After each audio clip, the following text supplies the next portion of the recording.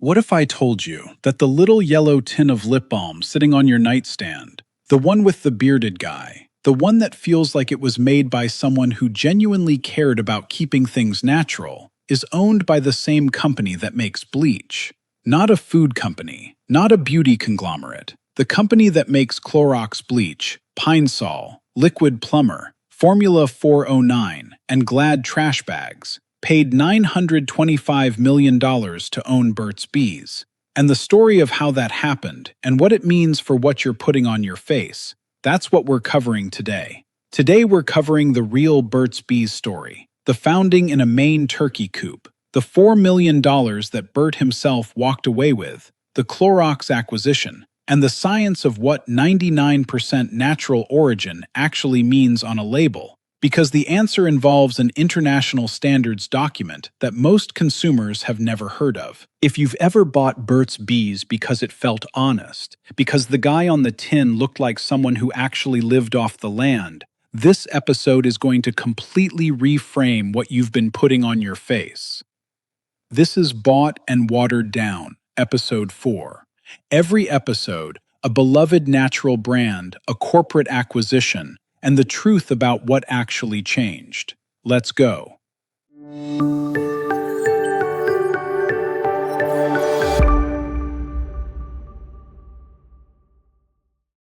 It's 1984.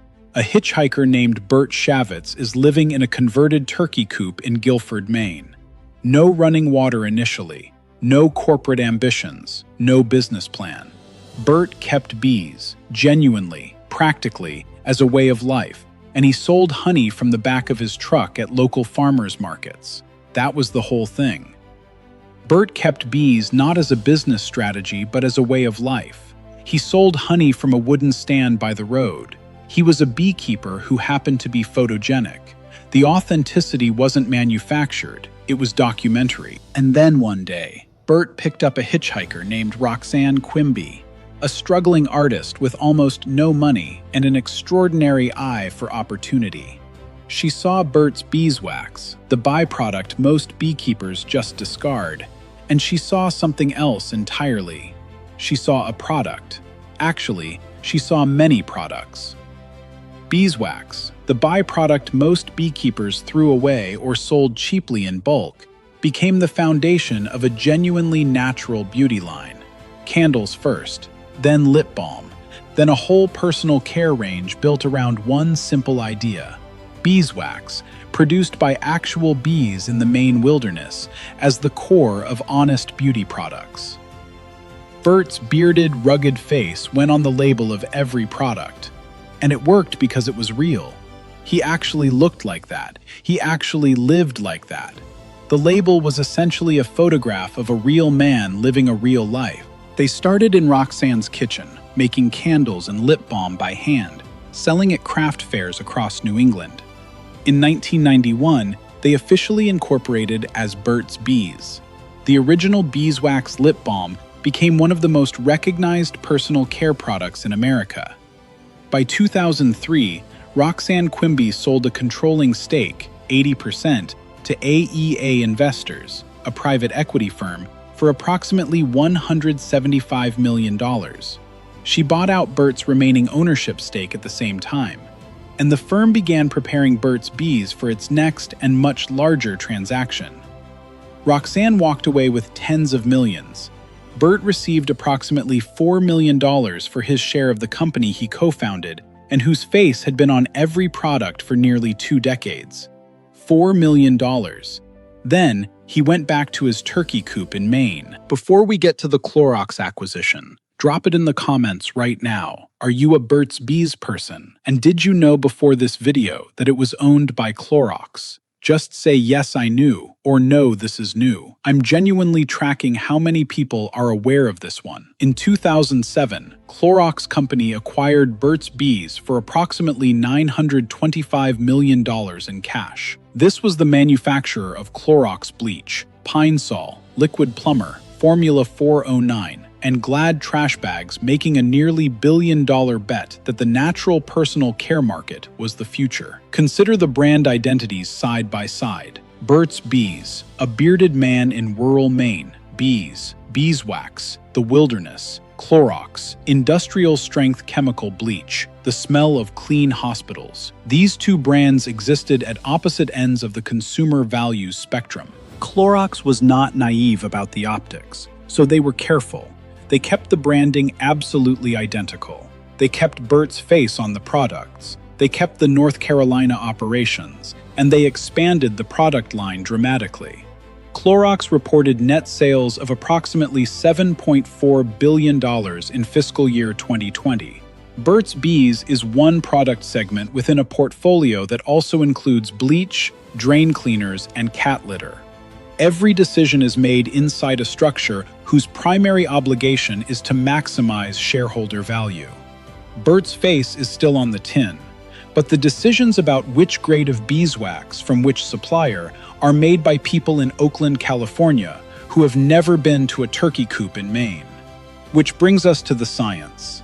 The label claim that is the entire foundation of Burt's Bees' premium positioning: 99% natural origin. What does that actually mean?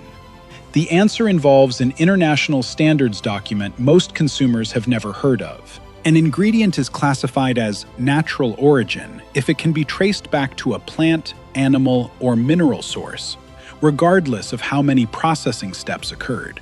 This classification comes from ISO 16128, the technical framework that defines natural content in cosmetic products.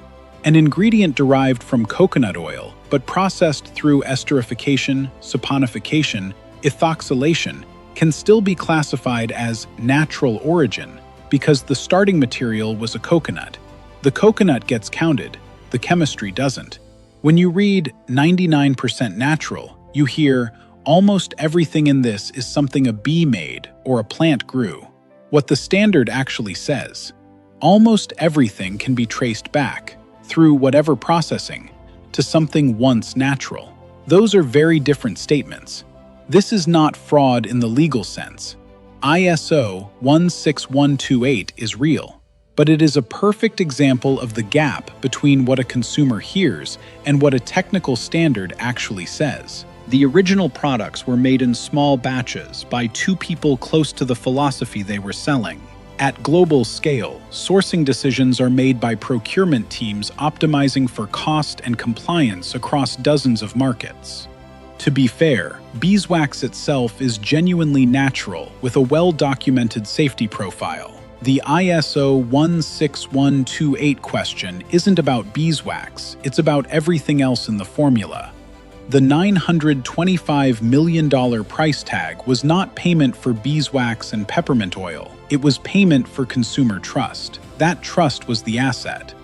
Burt Shavitz died in July 2015 at age 80, living in Maine near where he had kept his bees. He reportedly disliked what the brand had become. That's the Burt's Bees story. A genuine man, a genuine philosophy, and a $925 million transaction that transferred the face without transferring the values. The Environmental Working Group's Skin Deep database at ewg.org/Skin Deep rates cosmetic ingredients for safety independent of natural origin claims. It's free.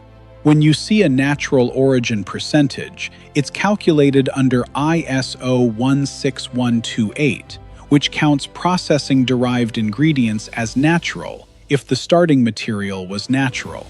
The beeswax is real and genuinely beneficial.